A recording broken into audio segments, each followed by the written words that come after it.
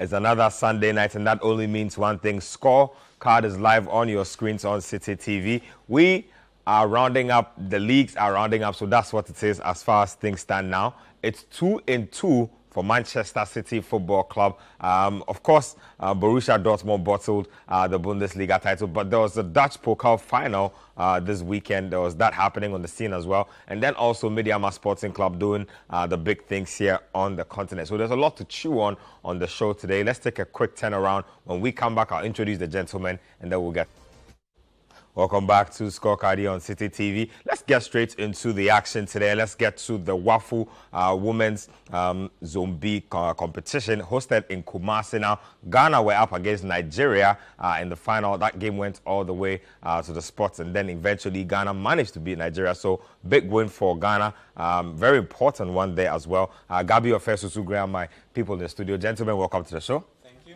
Let's get right into it. Gabi, let me start off with you. That tournament has been ongoing for a bit. Ghana have played the likes of Benin in there. Finally, they have emerged winners of the competition against bitter rivals Nigeria. Just quick thoughts on that. Well, I think it was always going to be that. It was always going to be Ghana coming up against Nigeria, because you look at the countries that came in, no disrespect to them, but I think these two countries, some way, somehow, were the biggest. And for the Black Princesses, if you look at the way they started the tournament off, they played a friendly game against Niger.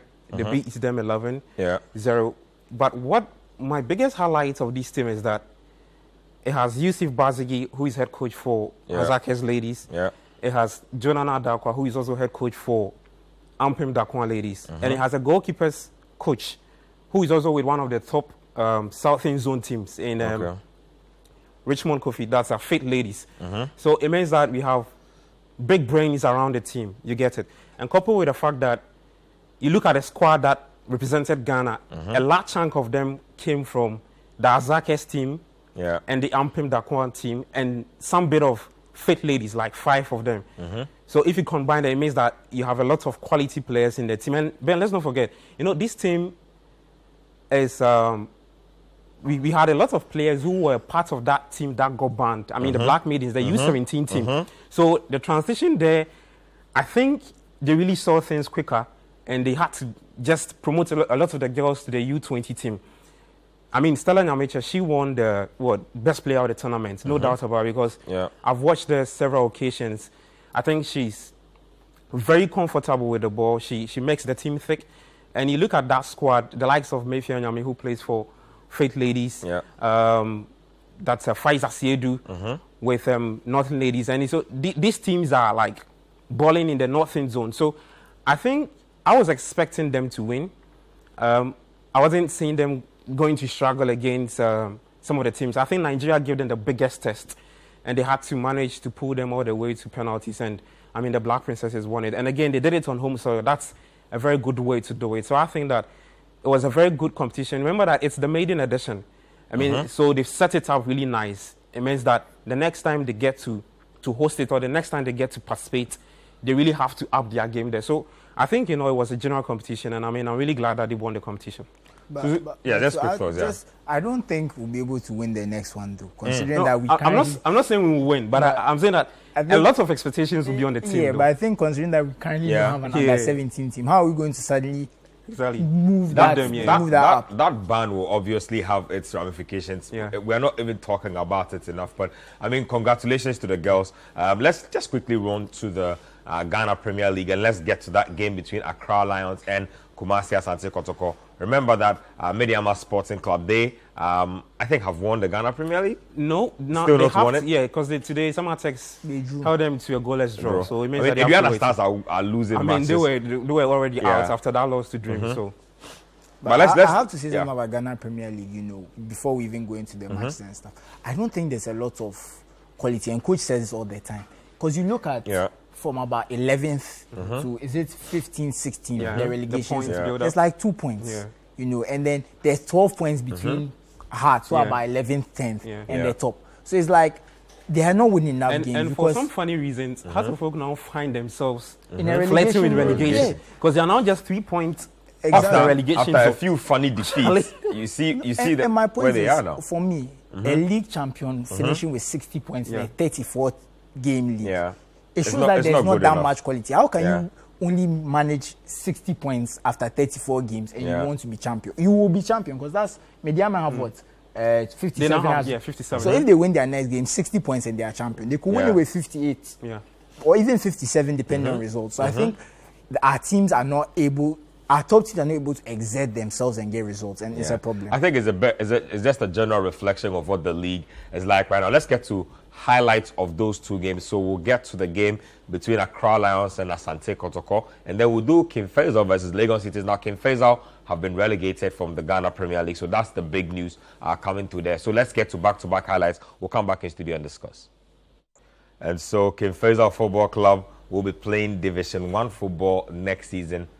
Big news. Charlie, is this not the second time? They went down, came back, went down again. A whole lot of drama when they came back. And, you know, it's the man, Ignatius Osayi-Fosu, who is currently handling the team. I think he was brought in to some way, somehow, salvage the way the season they had Jimmy Cobbler, I believe, at a point. Yeah. And then they sacked him. Yeah. Because results were not going well. Exactly. They brought in Ignatius. And the Jose Mourinho of Ghana. When he came, I think when he came, for the first few games, they were doing well. He managed to take them out of the relegation zone some way, somehow, like to around 12 for that thing. Like Susu said earlier, or said that you look at the points build up, it's just really about 1 point, 2 points, and that kind of thing. So you go on like a winless streak, you are back in the red zone, you go on some good run, you find yourself some way, somehow competing for like top 4 or the title race and that kind of thing. And you look at the run King Faisal have gone on, it's really poor. I'm not sure what's going on with the players and Ignatius himself, because I don't understand the sudden dip in form. From the way he started. I mean, you get it. So they've not really been good this season. They've not really hit highs. They've had games where their opponents have been poorer than they have been, and then they would get a pass and get a win or a draw in some of those games, and eventually it has caught up with them. But that's the reality of it. Let's get to another game that happened. Aduana Football Club, they were also in action. Mediama Sporting Club were also in action. Now, can Aduana edge Mediama for the title? We have highlights of their game. Let's check it out.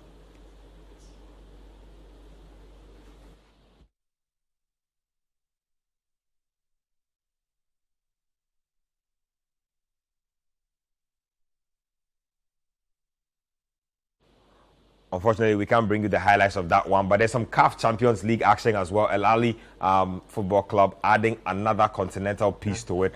They were up against their North African rivals this time around. So just quick thoughts on El Ali before we move on to what's happening in Europe. Like we say, they're the Real Madrid of Africa. I mean, this is their 11th title, the most in history. So with that, defending champions versus the kind of the kings of African football, a great final, they played it out.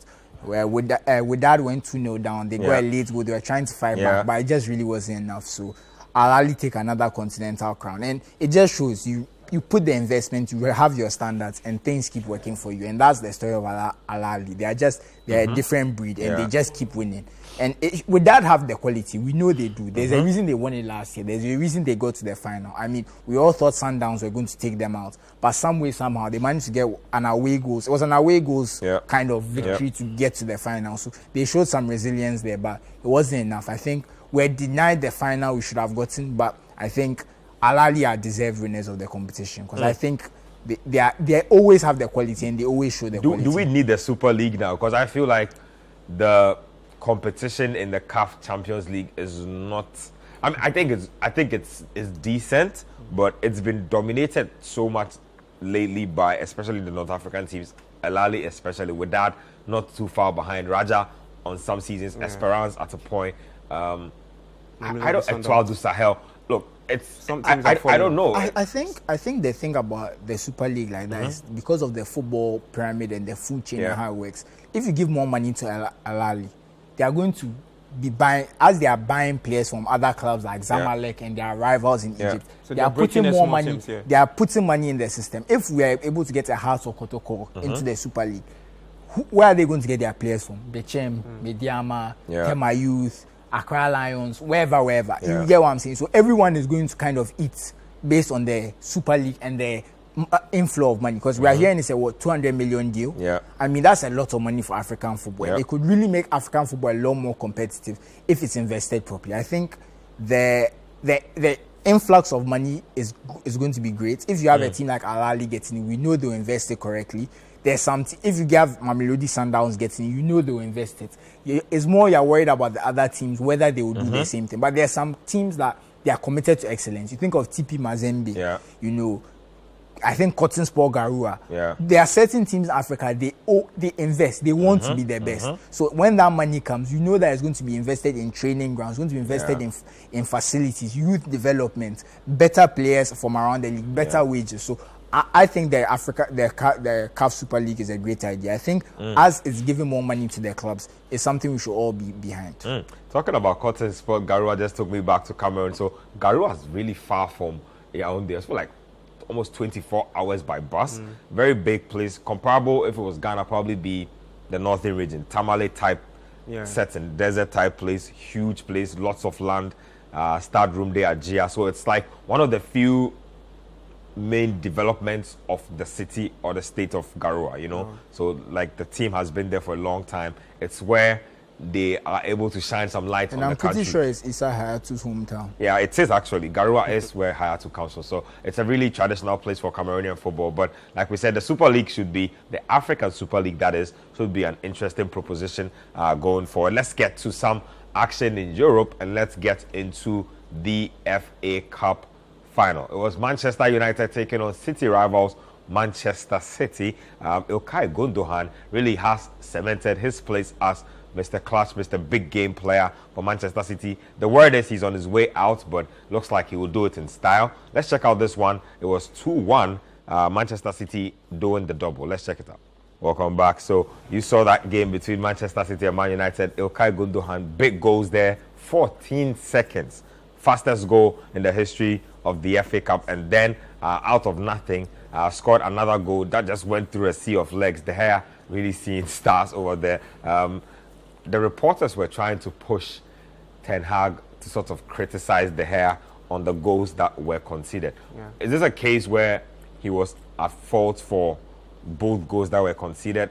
Can the defense be blamed as well, or were the team just generally asleep when that goal went in? I think the only one I think he might have done a bit better is the second goal. I'm not going to be too critical because when a ball comes from a sea of bodies, it's sometimes difficult to react in time because it's not a, if you look at the way Gundogan hit, it kind of, I don't know whether he managed to bend it, went through someone's legs. It's one of those things. It was very difficult to get to. So I'm not going to be too critical of De Gea. I can say maybe he could have done a bit better, but I'm not going to say De Gea cost them the game. I think I'd rather go with the other side, that Gundogan's brilliance blew the game open for City. Because if you watch that game, it's very difficult to remember clear-cut chances Man City created.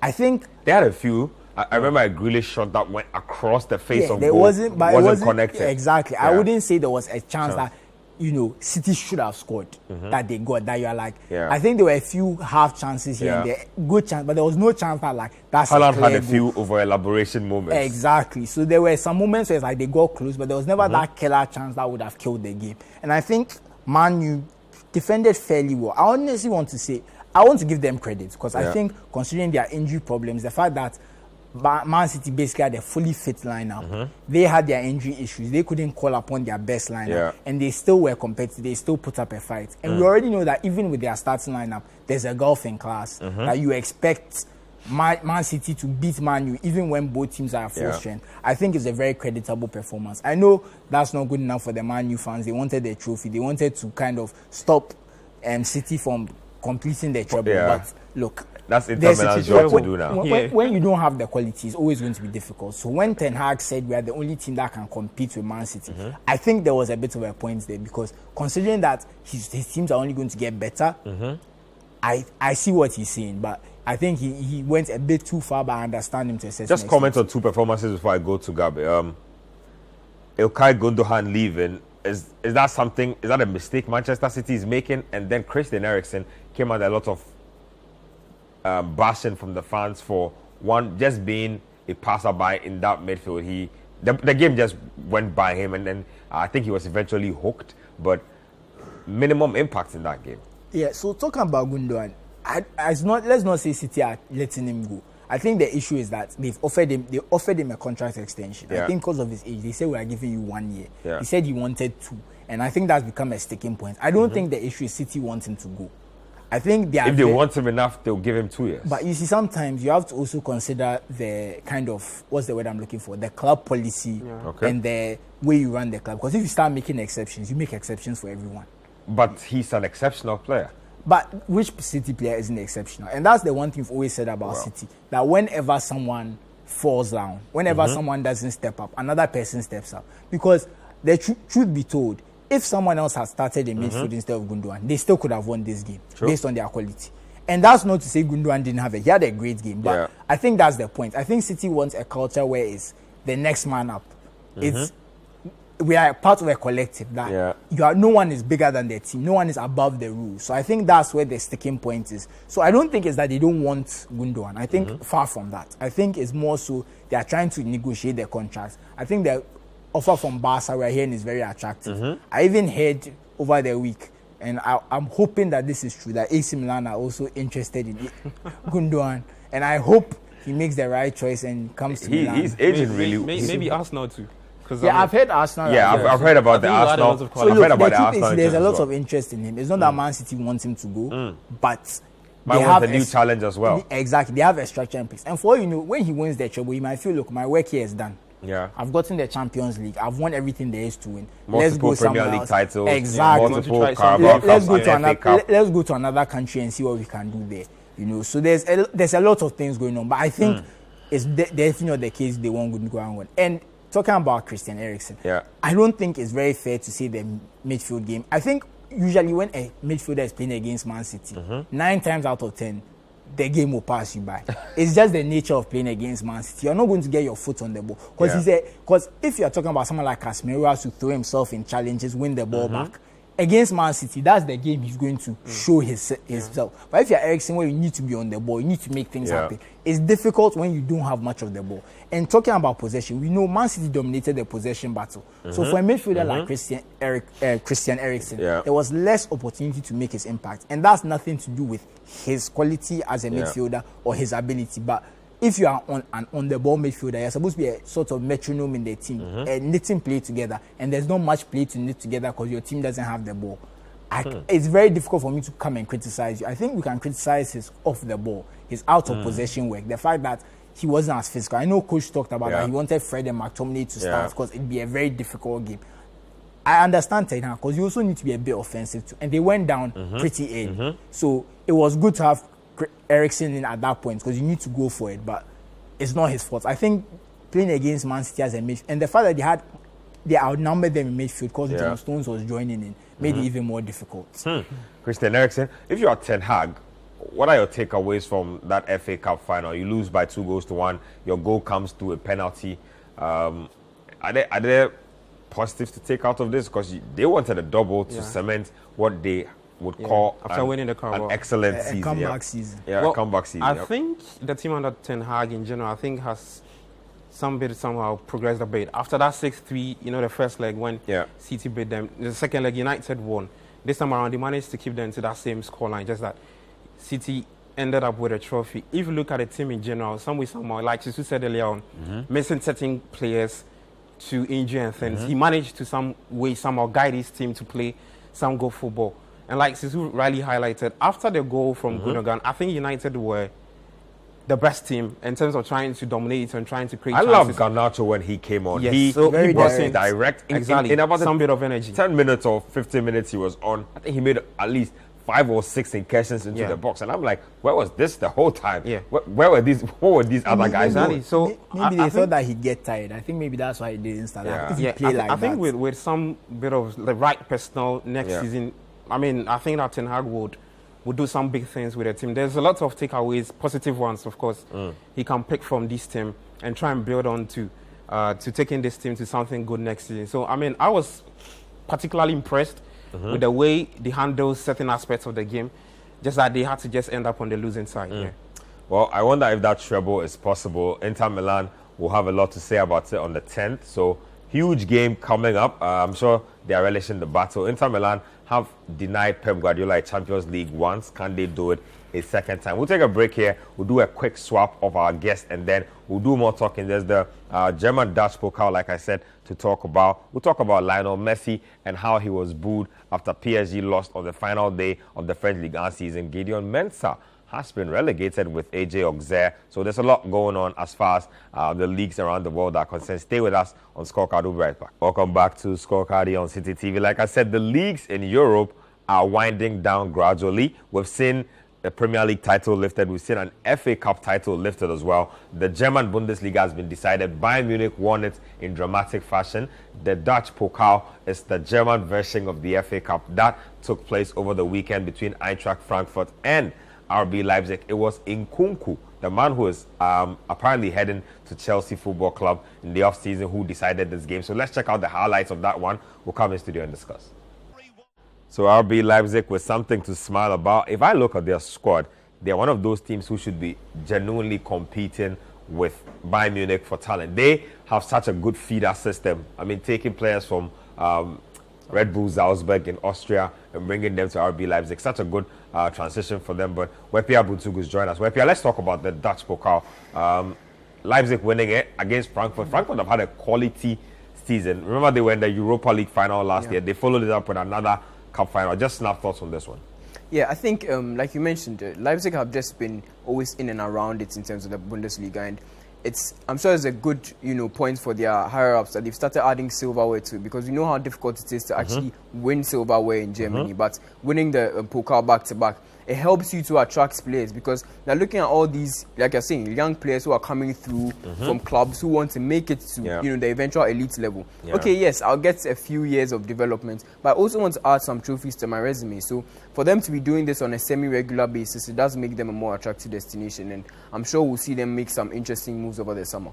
They should make interesting moves. I mean, how do they go to the next level as a club? Like you mentioned, they've always attracted good players. They apparently wanted our own Kamaldeen, and he opted for Southampton. How did they take it up the next level after winning back-to-back cup titles? I think they have to focus on keeping some of their players. If you remember Benjamin Sesko, he's going from Salzburg to Leipzig this summer, so we'll see him in the Bundesliga. I was actually surprised Erling Haaland didn't go to Leipzig. That's one thing I expected, because he was at Red Bull Salzburg. Dortmund make a good bid for a lot of those players as well. Remember, Adeyemi also made the move to Dortmund instead of to Leipzig. I think they have an eye for talent. They know what they want to do, but I think they are also not ready to spend the money to compete at the top level. I think eventually, when they start deciding that they are ready to make that investment, because I think, aren't they just about selling their first big money player? But is Nkunku go to Chelsea settled? Yes, it was agreed last summer. I think that's their first really big money sale. But even then, the players who they have quality, they let them go. We saw Timo Werner go. I think Timo Werner was there, right? Yeah, he was alive. So they have some players they let come and go. I think part of it is they are owned by the Red Bull Group. So I think when the Red Bull Group decides they want to spend that money, they want to kind of invest and start winning trophies. They have Tyler Adams as well, I believe. Exactly. I think they have the financial muscle to do it if they want to. I think it's a question of when rather than if, let me say. So I think they just have to make up their mind that they want to win trophies. They want to compete with Bayern Munich every year, and it will happen. So I'm not too concerned. I know they are building something very slowly. If they can keep some of their players, when you think about Josko Vardio, we're talking about him as the best defender at the World Cup and stuff. There's a lot of talented pieces in there. 20 years old. So I'm not I feel like he's about to break the record for the most expensive defender. If anybody goes in for him, they are charging top money for that. I remember them quoting 70 million or 80 million when Chelsea went around him. Eventually, the interest they ended up with Badiashile, but I feel like Vardio is on the brink of a move very soon. So that's the Leipzig story, really. A lot of promise, a lot of interesting talent in there. They've turned it into 2 cup titles. They have a league to challenge for. Help us not make it the Farmers League, please. Let's move on to something else, and let's talk about the French League 1. Lionel Messi is leaving the French League 1 after 2 seasons, not before he played his final match of the campaign, and it was against Clermont Foot, Ali Dusseidu's Clermont Foot. So in the end, PSG lost the game by 3-2. The fans were not happy at all. So it was Clermont Foot coming through with a big victory against Paris Saint-Germain. So Messi's time at France has been very, very interesting. I, again, never dreamed that Messi would leave Barcelona, but in the end, he ended up in France. Looks like the PSG fans never warmed up to him. I'm sure the World Cup might have had something to do with that, but it's not been the sort of departure from Barcelona he would have wanted. Yeah, I think there's a general malaise and general, issues with their fans and their club. I think the fans are sick and tired of the superstars who don't seem interested. Look, they won the title and Neymar was at the Monaco Grand Prix watching Formula One instead of, being with his teammates. Yeah. It's these type of things that get them riled up. Look, a lot of the star players don't speak French. Their languages spoken at the training ground are Spanish and English. These little things make it difficult for the fans to connect with their players. And it makes, that's why if you look at PSG fans are always complaining, they're always protesting. You would think this is a team that doesn't win titles. You think this is a team in the relegation. But there's just no connection between the fans and the team.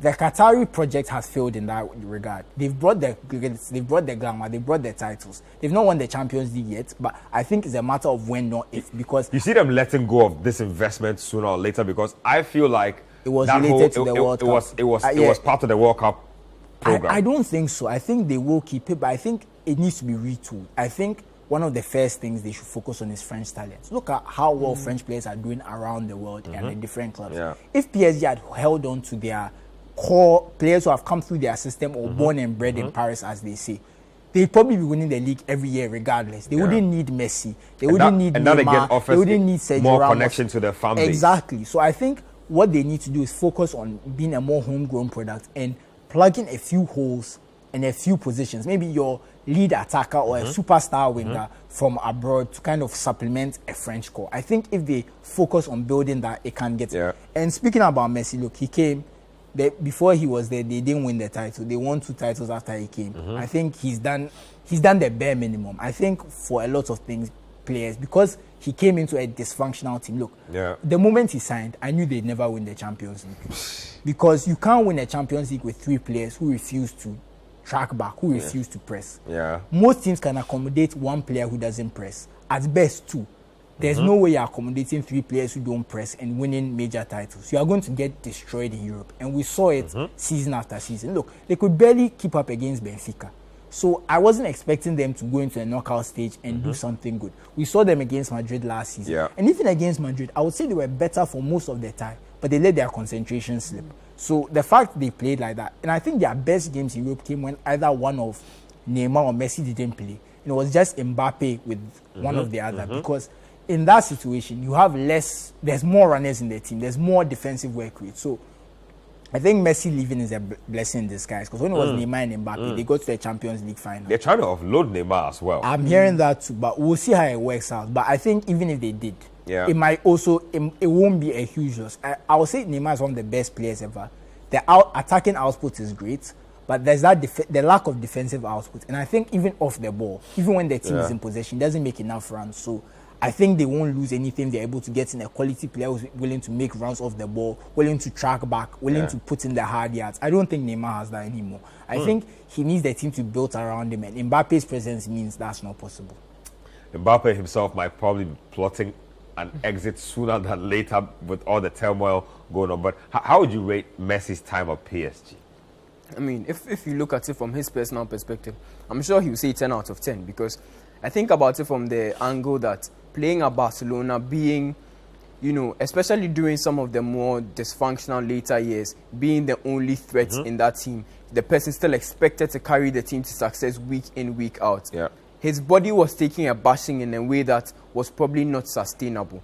And so when we see his performance at the World Cup, a lot of it was predicated on the fact that he basically could kick his feet up in Paris for, I think he was injured for a while before the World Cup, and then he plays 1 or 2 games at 20, 30, 40% less than his maximum. And it works because Paris have such a huge superiority over the other teams in the league. And he's able to do that, get his body warmed up and play in the World Cup. It's almost similar to what Bale did when he came back to Spurs to just get his legs ready to play in Qatar. And so for him, I'm sure he would think this is, a 10 out of 10 situation. He may still win the Ballon d'Or because, like we're talking about his numbers are somehow ridiculous. 20 goals, 20 assists plus. And that's very sneaky for me. Exactly, going under the radar. I look at the games that he's played this season, and never did I think this guy was getting 20 assists this season. Very on the blind side of everybody. 20 assists, very nice goal contribution. Those are very healthy numbers. Those are healthy numbers, exactly. For the want of a better phrase, we like to say that it's been unimpressive, it's been whatever it is appears, but you look at the numbers and you ask yourself, these are somebody's all-time numbers. Somebody might never make these type of numbers ever in their life. So, I mean, I think it's great. I'm just curious to see where he ends. Looks like the Saudi rush is on. Benzema is gone after the little doubt around the Real Madrid communicated officially. I know it's not even part of our lineup, but just snap thoughts on that. Looks like he'll be linking up with Nuno Espirito Santo. You know, well, they've won the league, and it looks like they want to keep the league. They've seen Al Nassr have Cristiano. They've seen the other teams moving, so they've gone for the current Ballon d'Or winner to supplement them. And I think if you are a team making a signing in a league like that, and you get the current Ballon d'Or winner, you can't do any better unless you get Lionel Messi, of course. I think for Etihad, I think it's a great signing. I think the Saudi league will have a lot more eyes on it, because if we have Cristiano Ronaldo, Benzema, and potentially Lionel Messi, all with their own teams, I think a lot of people will be buying whichever cable package or whatever has the Saudi league and trying to catch some games.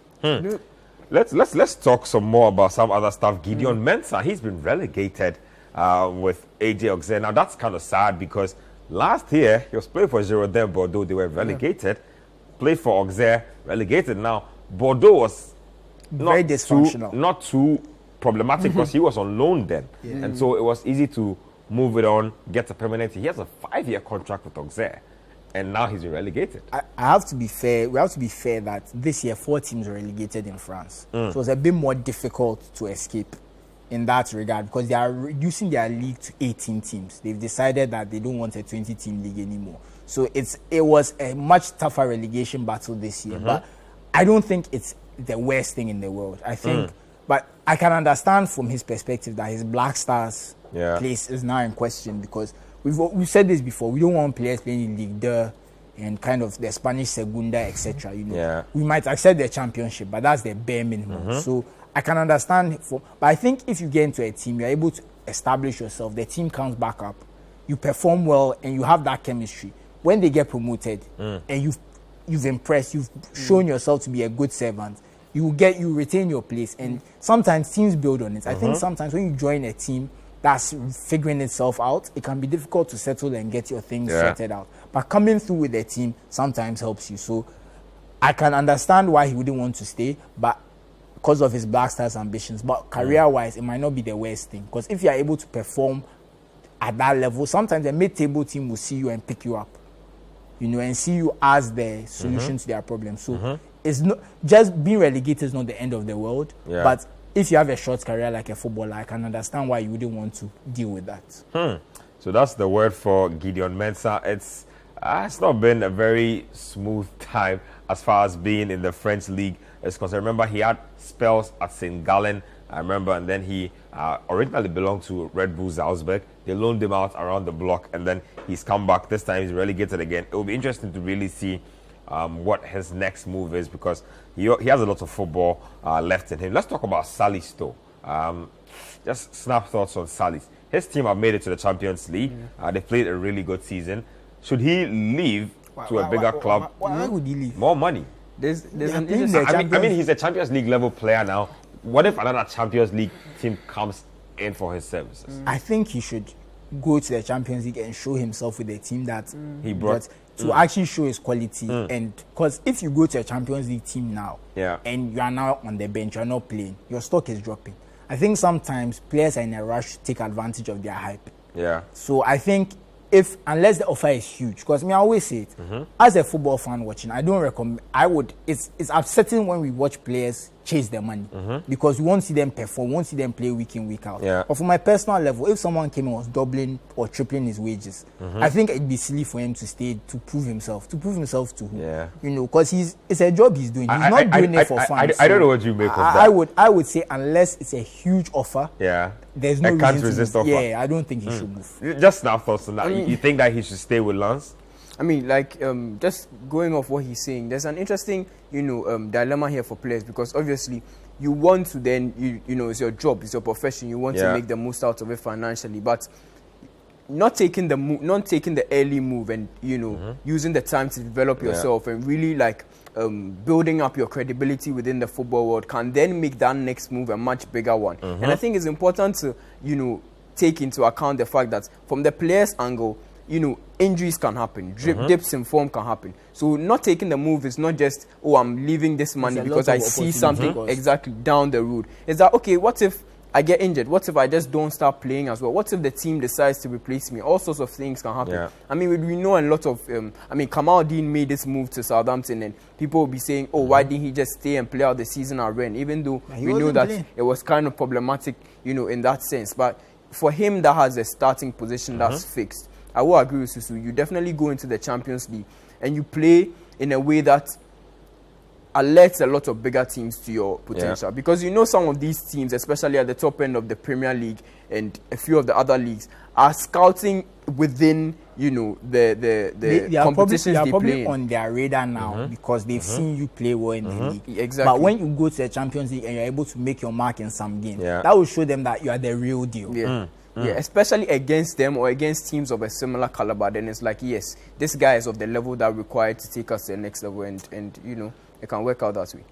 Let's finish off with basketball. The NBA playoffs is happening. Game 2 is tonight, I believe. Yes. Yeah. Nuggets taking on the Miami Heat. There's been a lot of talk about this one. Possible sweep on the horizon. Can the Heat react? It's a really interesting game too. They were really blown away in game 1. The scoreline didn't really reflect what the game itself was like. Let me start off with you. Is there a way in which the Heat come back into this? The word is that the Nuggets have too much firepower. They have just too many mismatch advantages. Can the Heat take advantage? Can they claw back and get something out of this? There's a weird parallel here that I've kind of established watching the Heat during this playoff run.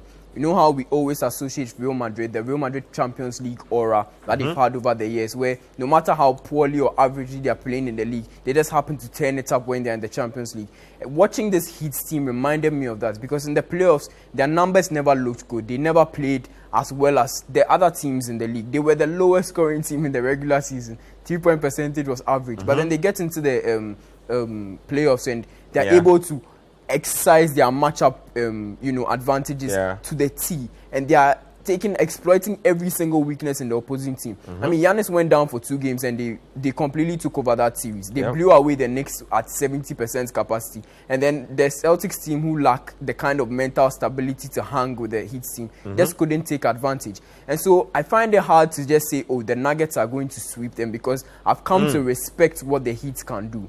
Even though it does look like the Nuggets have the advantage, and they do, they just look way too big for the Heat in that first game, Let's just check out a few pictures from that Miami Heat Nuggets game 1. Let's see if we can get some visuals on that. Let me get Susu's thoughts on this particular series as well. I'm completely the opposite view of Rep here. I think the Heat are here because they were on the hottest shooting streak we've seen in NBA history. Let me give you. How long can you be hot though? Let me give you a start.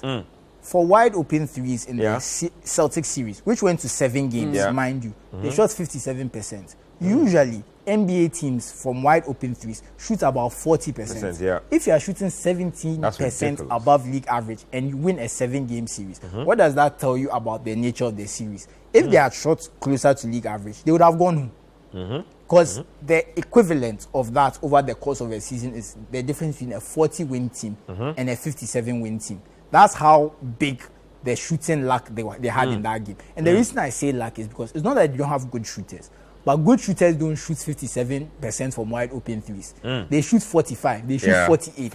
42, 43. Yeah, about 40. So if you get anywhere above 40, and that's my point. Against the Knicks, they didn't have a good shooting thing. But the Knicks are not a great offensive team. Against Milwaukee, again, they had a very good shooting series.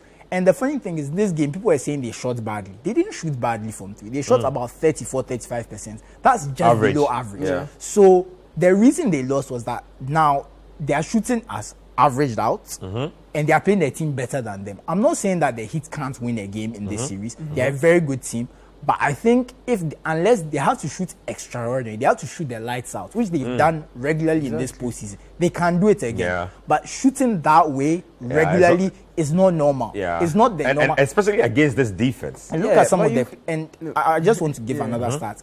By the end of their Celtic series, you had players who were shooting 10% better than they were shooting the regular season from 3. 15%, 17%, 5%, 10%. Those are big jumps. Those are big jumps. And for me, it was never sustainable. That's why I felt when I saw this game, I'm like, okay, they've regressed to the mean. And that's why they are looking this is their real level. And their real level is quite good. It's just that the Nuggets are so much better. And the problem, just to round it off, is Nikola Jokic. I think he's the worst matchup this Heat team can get. Because Bam Adebayo is an undersized center. He's 6'9". Jokic is 6'11". Now, Bam also is very poor offensively one-on-one. So he can't take advantage of Jokic's weaknesses defending the post. And he can't defend Jokic because he's too small for him. And even if you leave him off, there's no other. He's the biggest defender. If you bring, is it Cody Zeller? I mean, Cody Zeller is technically bigger, but exactly. So you can't guard Jokic, right? And if you even slow him down, you have Jamal Murray, who's playing at an all-star level, shooting the light, exactly, all NBA level. And you know the funny thing about the last game, they blew them out. But Michael Porter Jr., one of their best 3-point shooters, he shot 2 from 10. From 3. And that's not going to happen in the subsequent games. He's not going to shoot 2 from 10 for the rest of the series. Who wins the series? You know, the Nuggets are going to win the series. The Nuggets are going to win. Nobody's doubting that. No, I just feel like we are completely underrating how much the Heat can come back. Because we talk about how they've overperformed shooting-wise. But over a whole playoff series, over a whole playoff run, like at what point do we just say that this is how they are this year and this is the level? You kind of factor that in. And even factoring that in, that's the thing. The Nuggets are so good that even factoring the Heat shooting way above their expected level, I still think that the Nuggets have too much for them on offense. Because maybe the Heat can, maybe they score. Maybe more high, but I don't think they can stop the Nuggets on offense. I think there's 2 things. Basketball is a game of size. I think, 1, the Nuggets are too big. And 2, they are also better aside their size. So it's going to be very difficult for the Heat. If they win 2 games, I'll be impressed. I mean, Jokic is getting all the props. Jamal Murray getting all the props. Big shout outs to Aaron Gordon. Like, he emerged from being a dunker into a complete 3-and-D player to hold his own. Really aggressive in the first quarter of game 1. I really loved what I saw from him. So we'll see how this series plays out. Game 2 happening tonight. Thank you, Wepia. Thank you, Susu. Thank you, everybody who made time to watch. Thank you to the crew who made this one happen. Same time next week, we have something a little different for you on the Scorecard time slot. So do hang in for that one. We'll be giving you an idea of what is to come. So we'll see you same time next week.